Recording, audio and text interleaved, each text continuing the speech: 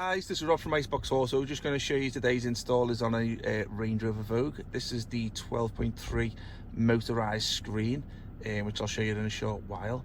You can get fixed screen for slightly cheaper, but I think there's about £200 price difference between getting a fixed screen and a motorized one. So as you can see, this is the Bosch, whatever you want to call it, menu that just shows up here. So it works all as it should with the touch screen. All these buttons down here work fine, so I'll just go you through there. There's the mode, there's the media, setup, navi, I'm going a bit quick for it here, phone. So you can see all them buttons work in conjunction with the original one. This is the car that had the original buttons down here. This one will take you back to the Android screen. That one there will work there. The power button switches are off and switch back on. This one here is for the parking sensors, but they're not going to work because I'm not near anything going forward or back.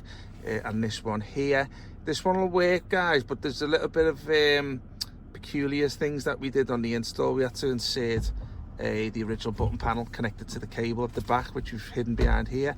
We do have another video showing you that, but we'll show you this shortly. To go into this one here, press the touch screen 1 second.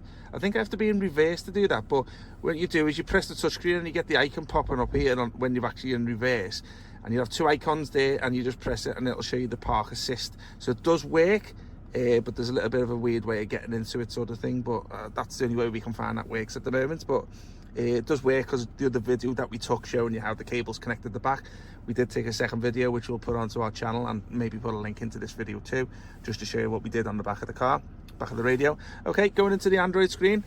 This is the Android setup here. So obviously you can see it's nice and quick and responsive. Just to show you the motorized side, see that one there takes it in and that one takes it out.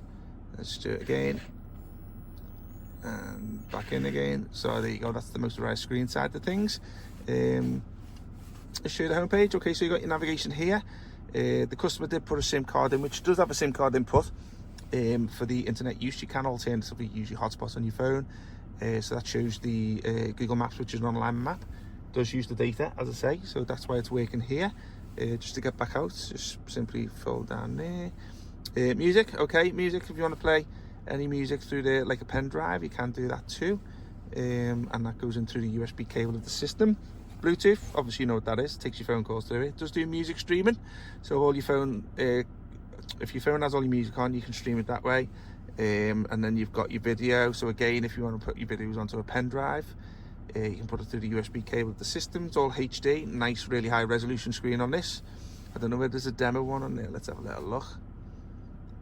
Okay, we can switch that setting off.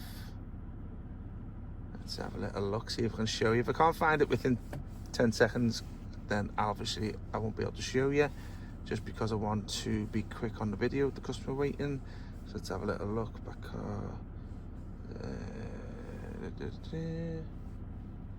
System not in there, anything there. Okay, well, we'll have a little look anyway, to be honest with you. I was only going to show you the video and the HD on that side of things. Okay, Z-Link. This is your CarPlay and Android Auto. I don't have it set up today, but I'm sure you all know what CarPlay and Android Auto is. If not, check any other video on our YouTube channel, because we tend to show them in most videos. But I'm just being a little bit quick today because obviously the customer does have to go. But that's the CarPlay and the Android Auto app there. If you want to go into this section here, it brings into all the application center.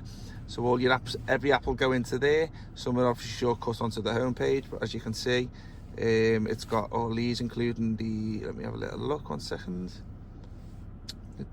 Play Store. Okay, there's your Play Store there. So if you want to sign into that and download any apps of choice, then obviously you can go in there too. Let's go back to here. Excuse me. Okay, a few little things like browsers and Google browsers and Gmail.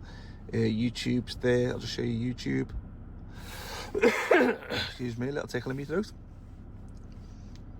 Let's go with a nice baby on there, baby cute. Okay, so the systems do work in through the car's auxiliary. So this is where you get your sound from.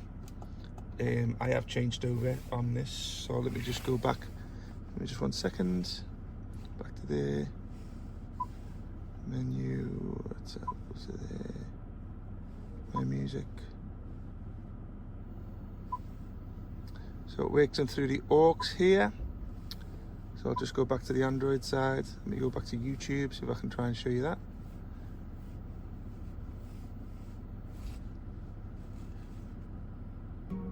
There you go, there's the sound, as you can see.